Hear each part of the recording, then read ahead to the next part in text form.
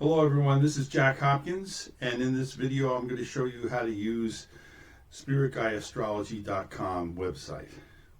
This is a website for astrology, and it's for astrologers and non-astrologers as well. I think there's something here for everyone. So the first thing we want to do here is to get a Google homepage, and you need to type in the URL of https://www.spiritguideastrology.com. That will put you on the home page as you see here. Now there's plenty for everyone. You can book a reading, you can look at the chart library, you can look at the lunar phases, you can check out my books. There's a number of other links that you can go to off of the main page. But what we're going to do for openers is to go to the chart library. So just click on the box where it has chart library, and there you have an empty chart. And what we see over on the left hand side is the chart name. And just for an example, let's use Johnny Depp. So we're going to start typing in his last name, D-E, and there we have him right at the bottom. You just click on that and you pull up his chart. It's been saved in my database. Now the screen that you see now has the chart on the left hand side, and it has the aspects on the right hand side. Now neither one of these things is going to make too much sense to non-astrologers unless you know what these glyphs is. For instance, this is the glyph for the sun, this is the glyph for the moon, and so forth. And these are the aspects. For instance, this is a counter parallel aspect, this is a square aspect, etc. This will be of almost no use at all to the non-astrologers because you need to know what all of these symbols and glyphs mean.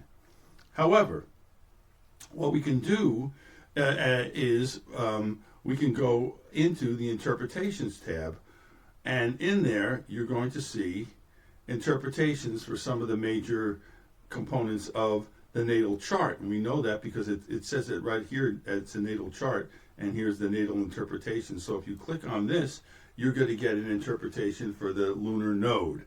Now you might not know what the lunar node is, but if you read the explanation, you'll get a better sense of what that is, and you can always look it up as well. Here you have an interpretation for the sun in Gemini, in that particular place in Gemini, ascendant, lunar day. In other words, this is the lunar phase. It's the 17th day of the moon, phase 17. And here is the sign of the moon, which is in Capricorn. And what I've included here is the counter parallel of the sun to the moon, which is an aspect in the chart. So this is a very high level look at Johnny Depp's chart, and this is his natal chart. Right? As you see here, it says natal. Okay, if you want to go a little bit further, what you can do to get some predictions, not only on Johnny Depp's chart, but any chart that you can pull up here, you click on the gold gear, okay? And that brings up the predictions dialog box, okay? And you can always go back to natal if you select that one. But let's say we say transits, okay? And it will default to a year of transits, okay? That's a default for everything. And let's say we say submit. Now the transits are the predictions, and what we see is, having done that, we see that on the outside of the wheel we have planets that are in transit. Now, just for your information, the transiting planets are the planets that are out in the sky today. Everybody can see them, and depending upon how they interact with the natal chart determines the effect that the transits have in the predictions.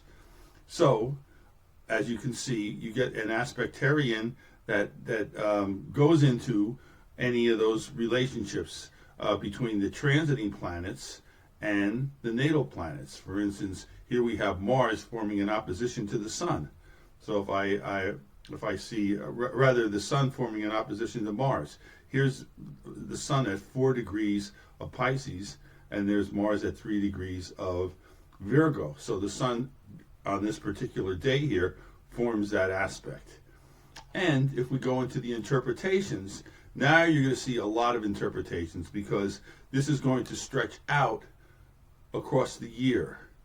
And what's the keynote involved here? Go for the ones that have the longest period of time. For instance, here we have Uranus forming a sextile to the North Node, 168 days. Here's Saturn with the Moon, 228, and so forth. Here's one that will last the full year. So you're going to pay special attention to the ones that are long-lasting. For instance, this one here, it's not really going to show up too much. It's only going to be active for 9 days.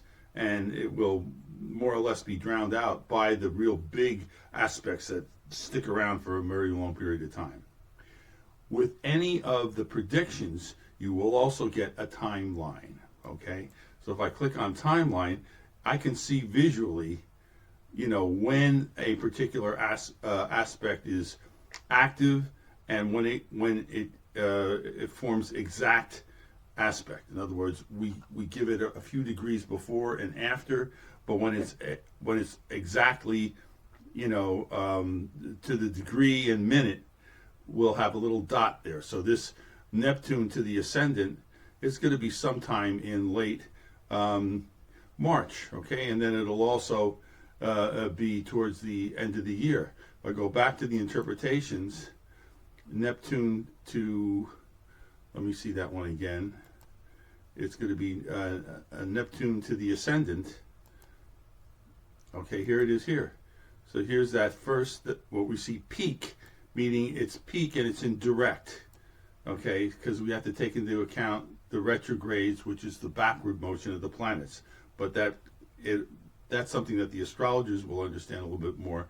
But the bottom line is that this is going to be the most intense part, is where it peaks. Here's a peak direct and here's a peak retrograde. That will happen, like I mentioned, later on in the year. And all of the interpretations have that sort of thing. Here you have it's direct, here you have a retrograde. So you look, the peaks are the points where it's the strongest. Okay, if I look at the Pluto, for instance, to the midheaven, you get a little interpretation. This one doesn't have a peak, so it probably was on its way out, during the time frame that we looked at, and it just caught it at the end of its period. So it didn't peak in terms of the window of time that we gave it. Okay, so that is essentially, you have the timeline, which will help you visualize things. But again, the astrologers will know how to read these glyphs.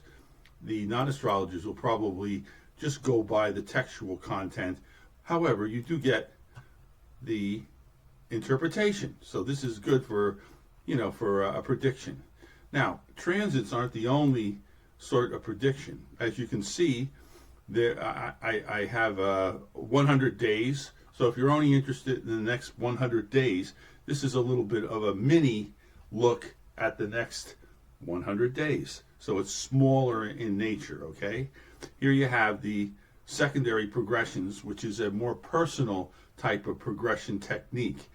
Solar arcs are another progression technique, a prediction technique, and so forth. So you have these different prediction types that you can work with. So that's interesting, and you can do that. They're a little bit different. One of the things that, if we go back to the transits, that these VCR buttons at the bottom will step you through. For instance, on the 23rd of February 2024, that we're going to begin the Jupiter trine to the moon, okay?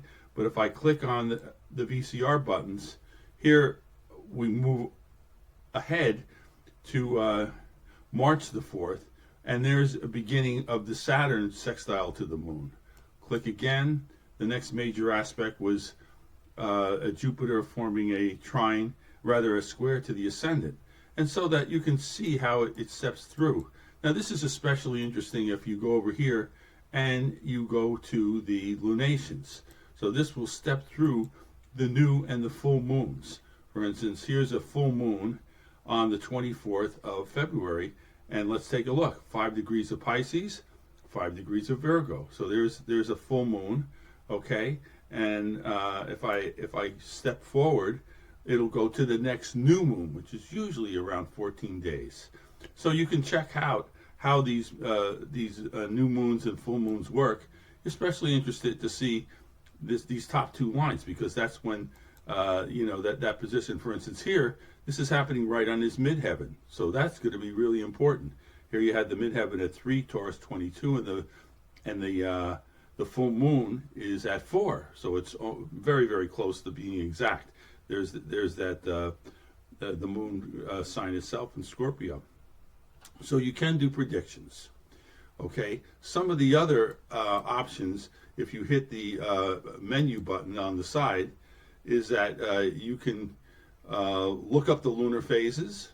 Okay, you can also get that by clicking on the lunar phases on the home menu, which is right here. Okay, and if you know what your lunar phase is because you've done your chart, you can get like an AI version. Moon phase threes rise to the challenge of the world's chaos by taking bold action on their desires. Phase. Now you get the same interpretation when you go to if you have a lunar phase 3, you get the same interpretation when you look on your natal chart.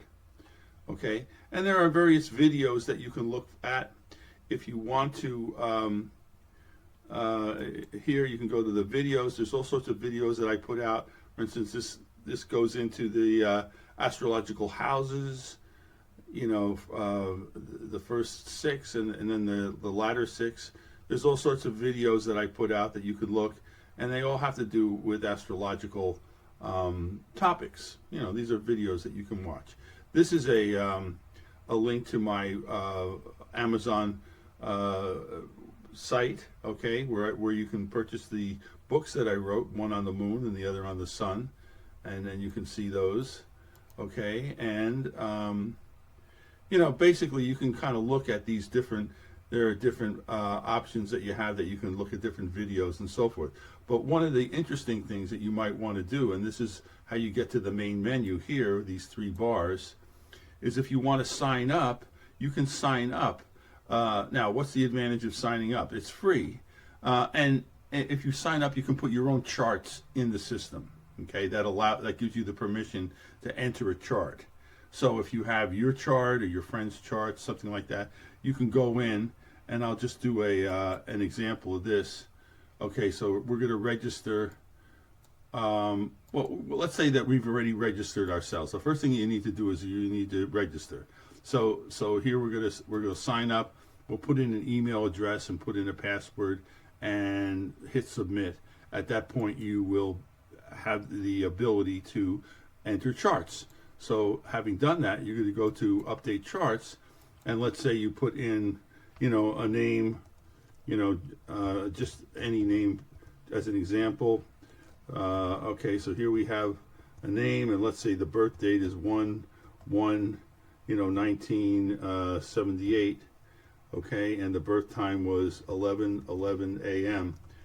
I'm just making this up, and let's say this person was born in Dallas, Texas. Okay, you just hit the tab key, and the system gives you the longitude and latitude.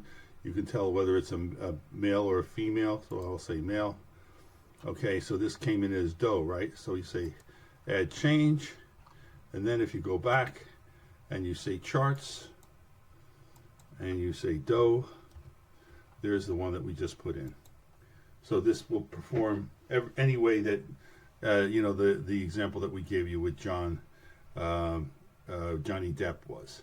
And if you need to, there is a how-to which kind of steps you through some of the information that I've gone through here. That might help out as well.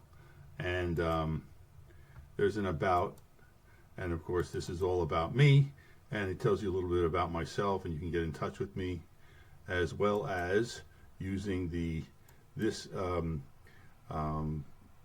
web option to book a reading. So I'll give you a reading. We'll go over your birth chart and predictions for the year. Okay, so tell me how that looks to you, and I hope to hear from you. Thanks.